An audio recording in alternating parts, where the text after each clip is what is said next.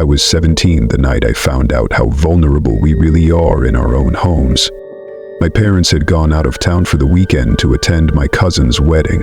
I didn't go because I had exams coming up, and honestly, I liked the idea of having the house to myself. Quiet, peaceful, freedom. The first night started out great. I ordered pizza, curled up on the couch with a blanket, and picked a horror movie to stream. It was around 1:00 a.m. when I started hearing something strange, this faint scraping sound. It was coming from above me. At first I thought it was just the wind, or maybe a squirrel in the attic. Our house was old and made noises all the time, so I didn't think much of it. But the scraping didn't stop. It would come in bursts, scrape, pause, scrape, scrape. I muted the movie and sat perfectly still, trying to trace the sound. That's when I heard something else. A whisper. No words, just this raspy breath, a scratchy, wet exhale, like someone trying to speak without vocal cords. I froze. My eyes darted around the room and then upward. The vent above the TV, one of the old metal ones, looked off. The screws weren't flush. The cover was tilted. I grabbed my phone, turned on the flashlight, and climbed up onto the coffee table to get a better look. My hands were shaking as I brought the light closer to the vent. That's when I saw them. 2 eyes. Not glowing or bloodshot. Just human, watching me. I screamed so loud I lost my balance and fell backward onto the couch. I didn't stop to think. I ran out the front door in my socks and sprinted across the street to the neighbor's house. I was pounding on their door, screaming and crying. They let me in and called the police. When officers arrived, they searched the entire attic. At first, they didn't find anyone. But tucked into a corner behind the insulation, they found signs someone had been living up there. There was a makeshift bed of flattened insulation, fast food wrappers, an empty water bottle, and even a small notebook. In that notebook were pages of erratic, obsessive writing. My name appeared multiple times. But the scariest part? The back door to our house had been unlocked. Not broken, not forced open, just unlocked. Whoever that man was, he had been inside for days, weeks maybe, watching me, living in the same house, and I never even knew.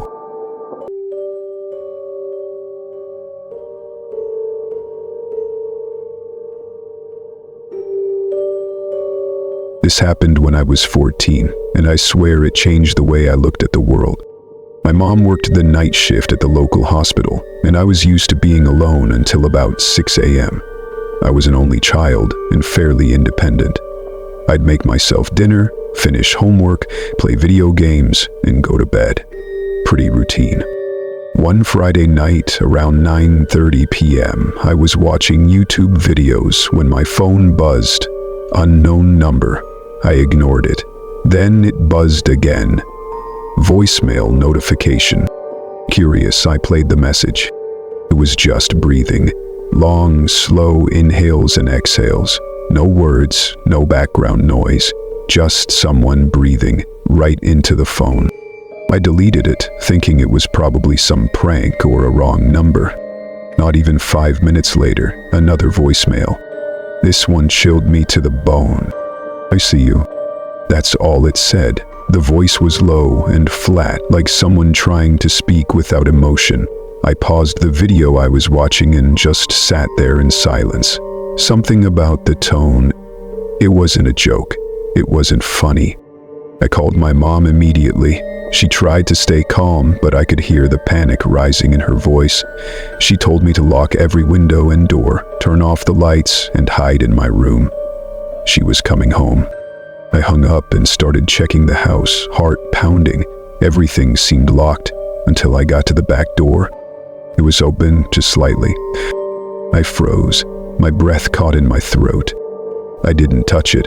I backed away slowly and grabbed the bat from under my bed, then locked myself in the closet. I could barely hear over the sound of my heartbeat in my ears. I texted my mom updates every couple of minutes. About 15 minutes later, I heard it. Footsteps on the hardwood floor outside my bedroom. One step, then another, slow, deliberate. I held my breath. The door handle rattled. Not hard, just a soft, slow jiggle, like someone testing it. Then, nothing. I waited there until my mom got home with 2 police officers. They found muddy footprints leading from the back door into the living room and stopping outside my bedroom. Whoever it was had been inside the house with me. They never caught him. To this day, I don't know who left those voicemails or how they got my number. I changed it the next morning, but I still flinch every time an unknown number calls.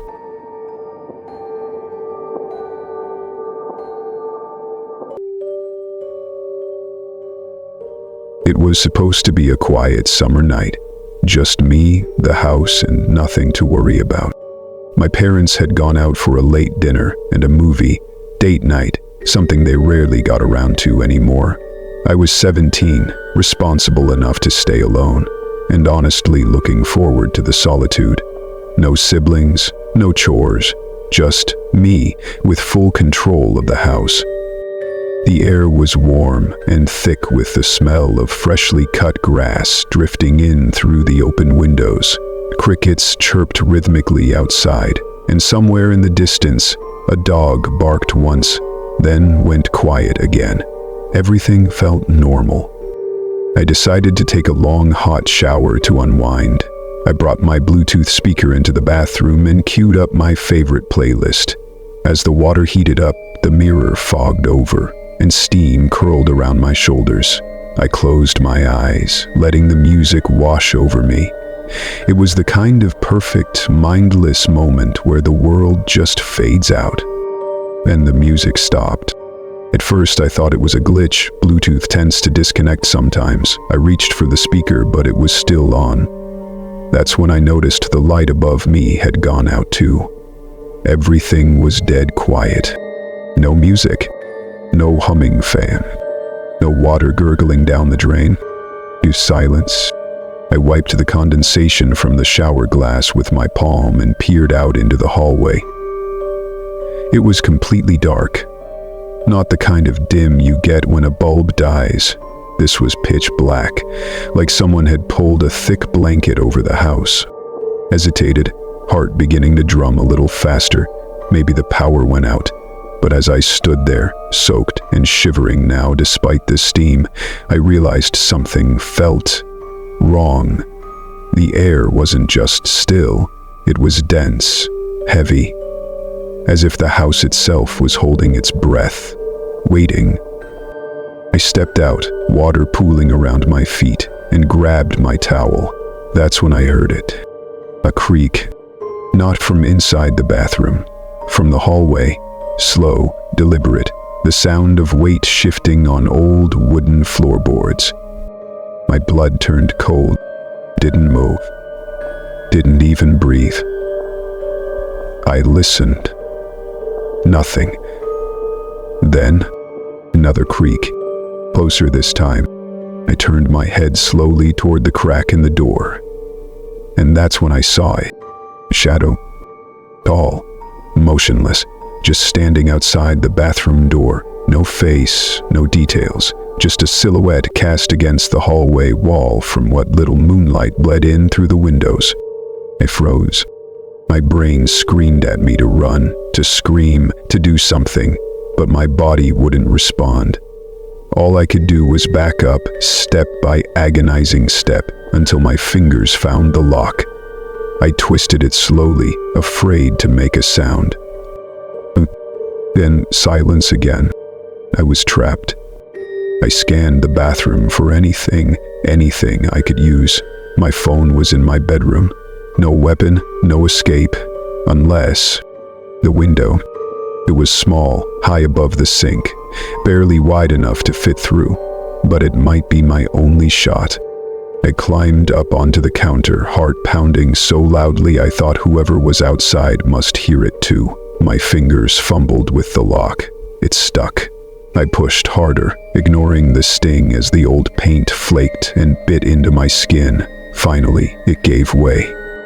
I slid the window open and hauled myself up. My towel caught on the edge. I left it behind. The frame scraped a harsh line across my back as I squeezed through and dropped down into the bushes outside. Barefoot, soaked, terrified. I didn't care. I ran. I sprinted across the lawn, across the street, and up the neighbors' front steps, hammering on their door like my life depended on it. Because it did. They let me in, called the police. They came within minutes. Flashlights combed the house, guns drawn. Every room, every closet. Nothing. No one. But they did find something. The back door, forced open, splintered wood along the frame, muddy footprints in the kitchen, leading to the hallway, leading to the bathroom door. And then back out again. But the worst part? Inside the bathroom, on the fogged-up mirror, traced with a single, deliberate finger. Next time, that was it. No explanation. No suspect. No follow-up. I didn't sleep alone in that house again for over a year. And even now, years later, every time I hear a floorboard creak in the dark, I think of that shadow. Waiting, watching, wondering if next time is now. If you're still watching this with the lights off, you're braver than most.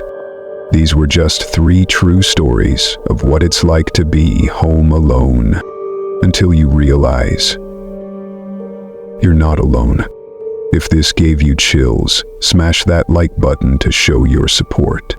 Share this video with a friend who loves horror as much as you do. Just don't blame us if they can't sleep tonight.